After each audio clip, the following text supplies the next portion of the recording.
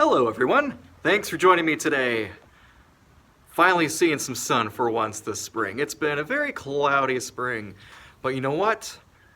I'm gonna quick show you the lawn. I've been asked to do a request video. Top 10 ways you can have a good lawn in 2022. So be sure to subscribe and stick around for some good advice today, and stick around to the end because I've got a giveaway as well. Boy, everyone's grass is dormant. Except for mine right along the south side of the house here. Ooh, that's the first green I've seen all winter long. Looks good. Nice green patch here. Anyway, my first point of advice is point number 1. Get a soil test. I'll leave a link in the description with a video that I did on doing a soil test using a Soil Savvy kit, and it's real simple. You just dig down a couple inches into the ground, pull up some soil, throw it in a container, and mail it off to them, and they will send you the full analysis of everything, all the nutrients that your soil needs in order to make it perfect. So don't be just blindly applying any old fertilizer that you feel like. Of course, that always helps, just putting down fertilizer, but you want to put down the right type of fertilizer, the right numbers, the NPK, nitrogen, phosphate, and potassium. If you throw down a fertilizer that's really heavy in nitrogen and you don't need it, it's just a waste. So really, you want to make sure you're putting down the nutrients that your lawn actually needs and desires. Every type of soil is different.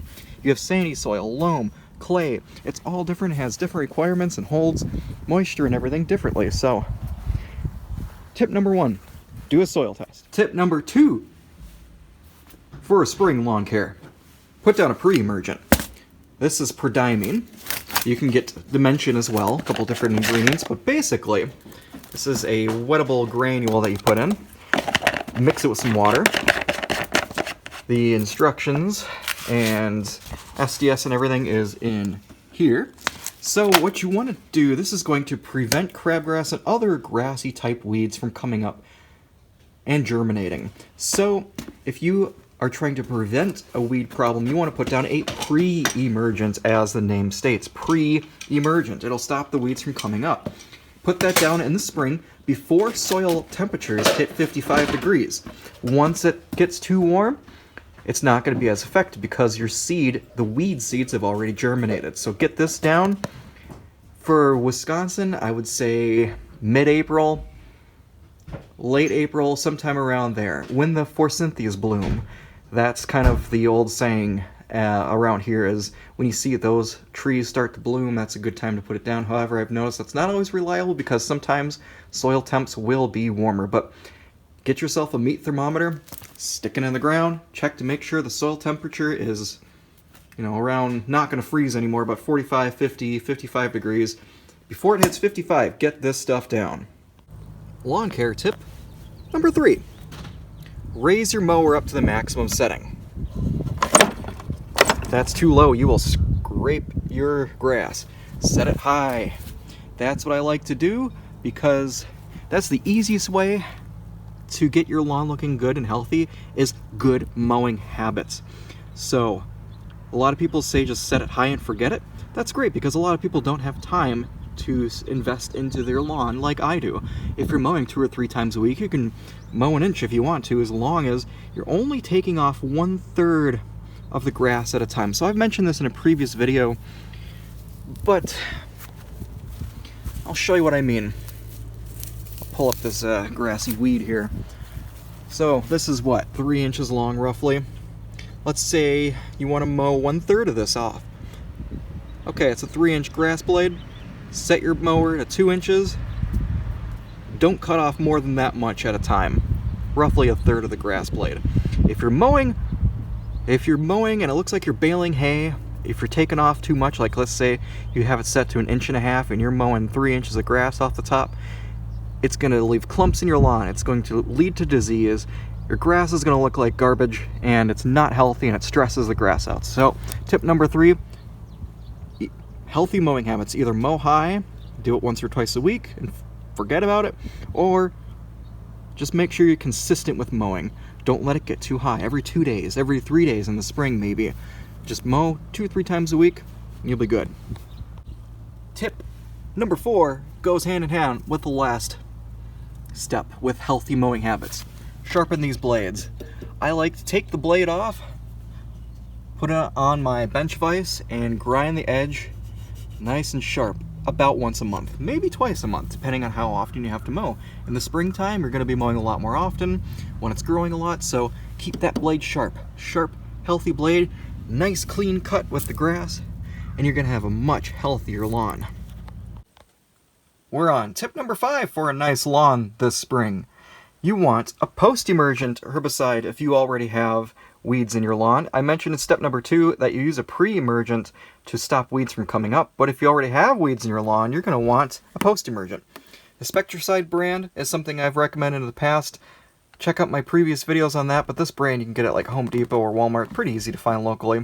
There's 2 different kinds, the one that says with and without crabgrass killer. The one with crabgrass has quinclorac in it as the active ingredient, so the one without only has 3 active ingredients. This one's got 4, so that will target a lot more weedy or grassy type weeds. So that's good for that. I also like to mix it with something like this methylated seed oil, or you can even use Dawn dish soap or something. That helps. It's known as a spreader sticker. It is used to help the spray here stick to the leaf surface of the weeds. Helps it to be a lot more effective, so use something like that. Do not use this on your lawn unless you want to go full scorched earth. This will kill everything it touches. Glyphosate, otherwise known as Roundup. This is the generic version of that. This kills anything, so if you've got something that you cannot kill with anything like this and you're not afraid to kill desirable grass, be careful with this. This will kill anything it touches. Tip number 6, dethatching.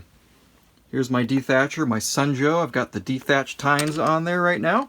So these steps aren't necessarily in chronological order of how you would do them, but I would definitely dethatch before you put down your Preemergent in the springtime. So if you have a lot of compaction and thatch problems, this dethatching machine is basically a power rake. So these tines, as they rotate, will scratch the surface of the grass and just helps to lift all the grass up, helps to get some more air flow into the roots and everything like that. So if you have a compaction problem, I would highly recommend dethatching at least once a year, if not in the spring, in the fall before you do an overseed. It's not necessarily a requirement, but it is a good extra step, and the effort goes a long way. These dethatcher machines are worth every penny in my opinion. I've used this probably 10 times. I think it makes a world of difference. So, tip number 6, dethatch. Tip number 7 goes along with dethatching, aeration. Now, I haven't aerated in a couple years. I'd probably do it every year or two, at least once a year. If you're doing that, your lawn's going to be 100% better than your neighbor's, but every 2-3 years, you'll be good to go. Basically, what a core aeration machine does, you can rent one from a local hardware store or whatever, it's going to poke physical holes into the lawn with a core aerator, and it's going to pull a chunk of dirt out and leave it laying on the ground. You can either rake those up, or you can just mow over them, and it'll break down naturally. Those little cores is basically a chunk of grass and dirt that it pulls up and just leaves holes all over. You've probably seen it on golf courses. They do it quite a lot because of compaction. That will really help alleviate compaction. It helps nutrients and water get down deep into the soil, into the roots, and really help your watering and fertilizer efforts go much further. So that was the next tip, is aeration.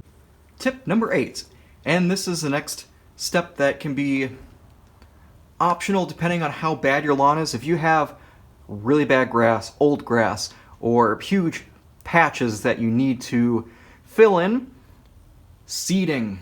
So overseed or patch seeding, step 8. I like to do overseeding in the fall. So around here, you're looking at probably mid to late August. It'll take 2 weeks for the grass to come in. And if you get that seed down, this is actually a product from Turfmend. This is great for patching. So if you have a huge section of dead area where a dog peed or something, and you have a bare spot that's just dirt or dead grass, check these guys out. Turfmen, good friend of mine.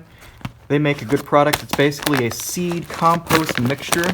So it holds moisture, and when you water it, you won't have to water as frequently. Just water it a couple times a day, and this stuff will germinate really good. So that's my next tip, is overseeding. You can do it in the spring, but you're competing with weeds.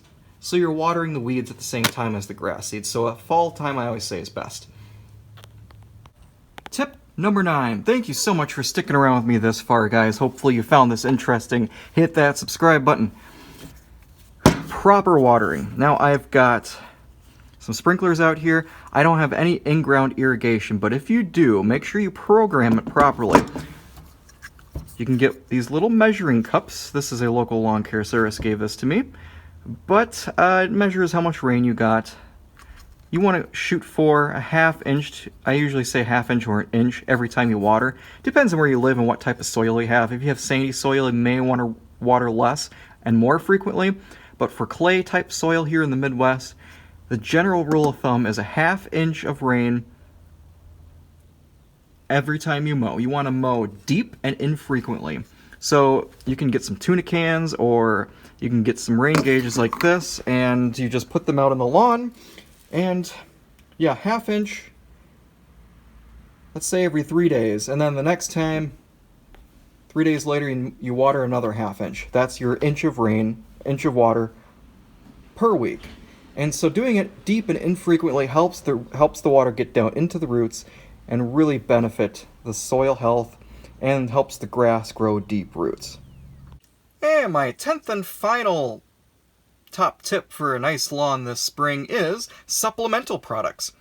You can see here I've got a wide array of different things.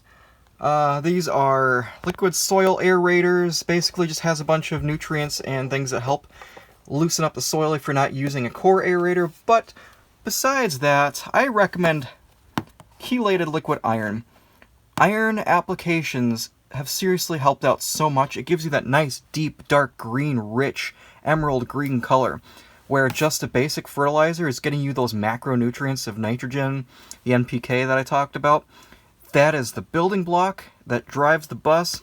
Obviously, you're going to get the bulk of your green up from that, but liquid iron is going to get you that other 10%. It's going to push you right over the edge. This gets you that nice, deep color, especially if you have alkaline soil like I do here. The soil is lacking in iron, and you will know that by doing a soil test. Going back to my point number 1, do a soil test. A lot of times it's going to be lacking in micronutrients. So besides iron, you've got other types of nutrients as well. I don't know if I've got anything on me here to show what other things, but there's manganese and other types of micros. I have another video that I can link in the description for that as well. But that is my final point. Now, for the next thing. I told you guys to stick around to the end, right? Because there is a giveaway. If you've made it this far into the video, there is a surprise for you at the end. I was sent from Soil Savvy, I mentioned this as step 1 in the video, to do a soil test. Now, as far as I'm concerned, this is one of the most important steps if you really want to own your neighbors and have the best looking lawn this spring. So, Soil Savvy was kind enough to reach out to me and send me some of these. So, I've got one that I'm going to be doing a soil test myself with this spring, but I've also got 3 more that I'm going to be giving away. So if you want to be entered into the giveaway, I will send these out to the winner with just a random YouTube comment picker, and just leave a comment. Be sure to be subscribed. You have to be subscribed to my channel in order to enter, but just leave a comment about what is your top tip for having a good lawn, or what tip do you think that I mentioned out of these 10 tips? Which one are you personally going to be doing in your lawn this spring to make your lawn better? That's it. Just leave a comment. I'll give it like maybe a week or so for everybody to get their entries in, and then I'll announce the winner and I'll send you a response to the comment. And so be sure, if you see a response from me, you'll know that you won. If you don't respond within 24 hours, I'll just pick another winner. So that's how it usually goes with these. So guys, be sure to subscribe and enter the giveaway. Leave a comment below. Until next time, thanks for watching.